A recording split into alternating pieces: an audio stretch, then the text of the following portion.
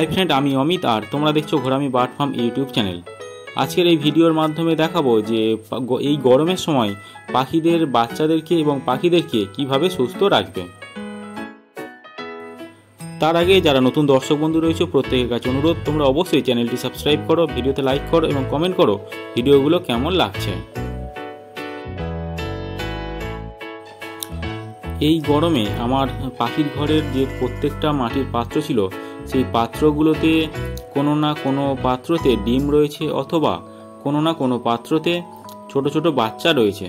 সেই বাচ্চাগুলো একটু বড় হয়েছে এবং এই বাচ্চাগুলোকে ভালোভাবে বাঁচিয়ে রাখার জন্য এবং বাচ্চা সহ বাচ্চার যে মা এবং বাবা পাখি রয়েছে সেই পাখিগুলোকে ভালো রাখার জন্য আজকে তোমাদেরকে একটা মেডিসিনের কথা বলবো, কারণ এই মেডিসিনটা পাখিদের ক্ষেত্রে খুব উপকারী হিসাবে কাজ করে। এই গরমে তোমরা অন্যান্য মেডিসিন তো ব্যবহার করছো, কেউ ক্যালসিয়াম জাতীয় মেডিসিন বা কেউ ভিটামিন জাতীয় মেডিসিন ব্যবহার করছো, সেই সঙ্গে পাখিদের হজমের দিকটাও খেয়াল রাখতে হবে। কারণ এই গরমে পাখিদের যদি ঠিকমতো খাবারগুলো হজম না হয় সেক্ষেত্রে বাচ্চাদের এবং বাচ্চার সঙ্গে যে পাখিগুলো থাকে সেই পাখিদের ক্ষেত্রেও পায়খানার প্রবলেম হতে পারে। সেই জন্য তোমাদেরকে বলবো তোমরা অবশ্যই এই যে মেডিসিনটা দেখাচ্ছি এটা হচ্ছে ডাইজিকন বলে একটা মেডিসিন, এটা খুব ভালো হজমের কাজ করে। এই মেডিসিনটা তোমরা তোমাদের পাখির ঘরে ব্যবহার করতে পারো, তবে এই মেডিসিনটা ব্যবহার করার একটু নিয়ম রয়েছে, সেই নিয়ম মতো যদি ভালোভাবে ব্যবহার করতে পারো তাহলে পাখির ঘরে খুব উপকার হবে। প্রথমে আমাদের এই যে 1 মগ জল রয়েছে, 1 মগে আমরা দেখেছি প্রায় 2 লিটারের মতো জল ধরে। সেই 2 লিটার জলের মধ্যে 10 থেকে 15 ml তোমরা এই ওষুধটি মিশিয়ে নেবে ভালোভাবে। দেখো আমি ছোট যে মাপার যে পাত্র রয়েছে সেই পাত্র থেকে ওষুধটা ঢেলে নিয়েছি, নিয়ে মগের যে জল রয়েছে জলের মধ্যে দিয়ে দিলাম, দিয়ে মগটাকে ভালোভাবে ঝাঁকিয়ে নেব যাতে ওষুধটা সম্পূর্ণভাবে মগের মধ্যে গুলে যেতে পারে। দেখো ভালোভাবে ঝাঁকিয়ে নেওয়া হচ্ছে এবং এই ঝাঁকিয়ে নেওয়ার পরে যে ওষুধটা তৈরি হলো জলের সঙ্গে সেটা প্রত্যেকটা পাত্রতে আলাদা আলাদাভাবে দিয়ে দেওয়া হবে।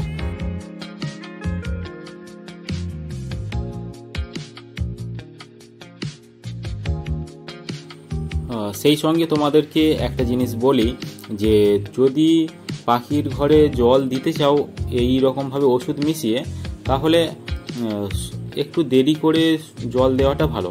যেহেতু গরম পড়ছে এখন, এই সময়ে একটু দেরি করে জল দিলে পাখিদের জলটা বেশি পরিমাণে খাবে এবং যে জলটা খাবে সেই জলটার সঙ্গে কিন্তু ওষুধটাও পাখির শরীরের মধ্যে ভালোভাবে প্রবেশ করবে। দেখো আমি যখন পাখিদের জল দিচ্ছিলাম তখন কিন্তু পাখিরা ওয়েট করছিল এই জলটা খাওয়ার জন্য। তোমরাও কিছুটা ওয়েট করতে পারো, যাদের একটু বেলা করে দিতে সমস্যা নেই তারা কিন্তু 8টার দিকে যদি জলটা দাও তবে পাখিদের ক্ষেত্রে কিন্তু খুব ভালো হয়। আরও একরকমভাবে এই ওষুধটা ব্যবহার করা যেতে পারে। সেই ওষুধটা ব্যবহার করা যেদিন ব্যবহার করবে তার আগের দিন বিকালবেলা জলের পাত্রটা পাখির ঘর থেকে বের করে নেবে। আমার মনে হয় যেহেতু প্রচণ্ড গরম পড়ছে সেই জন্য আগের দিন পাত্রটা না বের করে একটু সকাল সকাল পাখির ঘরের মধ্যে প্রবেশ করে পাত্রগুলো পাখির ঘর থেকে বের করে নিয়ে পাত্রগুলো ভালোভাবে জল দিয়ে ধুয়ে পরিষ্কার করে নেবে। নিয়ে 1 ঘন্টা পরে ওই পাত্রর মধ্যে ওষুধ সহ জল তোমরা দিতে পারো।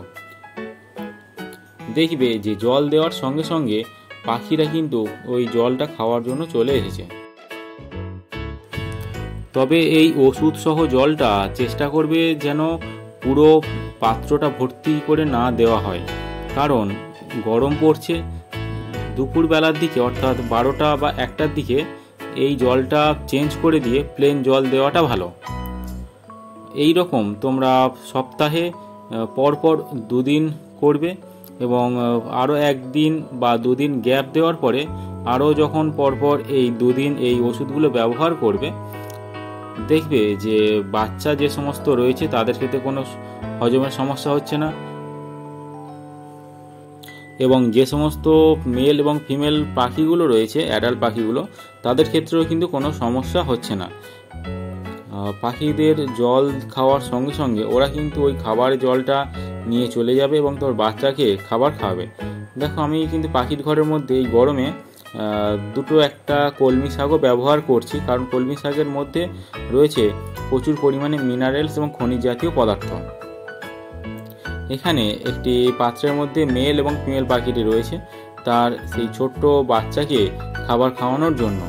কারণ এরা যখন এদের ঘরের মধ্যে জল খাবার দেওয়া হয় তখন খাবারের কিছু অংশটা নিজেরা খায় এবং অবশিষ্ট অংশটা এদের বাচ্চাকে খাওয়ানোর জন্য নিয়ে আসে।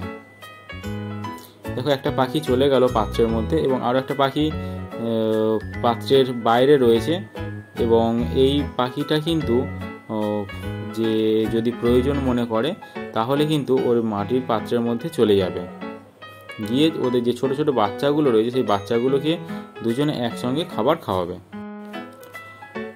পাখির ঘরে জল দেওয়ার সঙ্গে সঙ্গে দেখো যে ফিমেল পাখিটি রয়েছে সেই পাখিটি তাদের বাচ্চাকে খাওয়ানোর জন্য জল নিয়ে এসেছে এবং এইভাবে তার যে ছোট ছোট বাচ্চাগুলো থাকে সেই বাচ্চাগুলোকে খাবারের অংশটুকু ওদের দিয়ে দেয় এবং যতটা প্রয়োজন লাগে ততটা ওদের খাবার খাওয়ায়।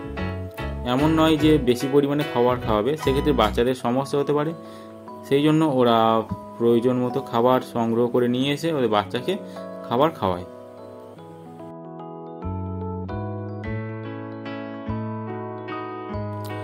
আমার পাখির ঘরের মধ্যে আগে একজোড়া করে পাখি আলাদা আলাদাভাবে রাখা ছিল।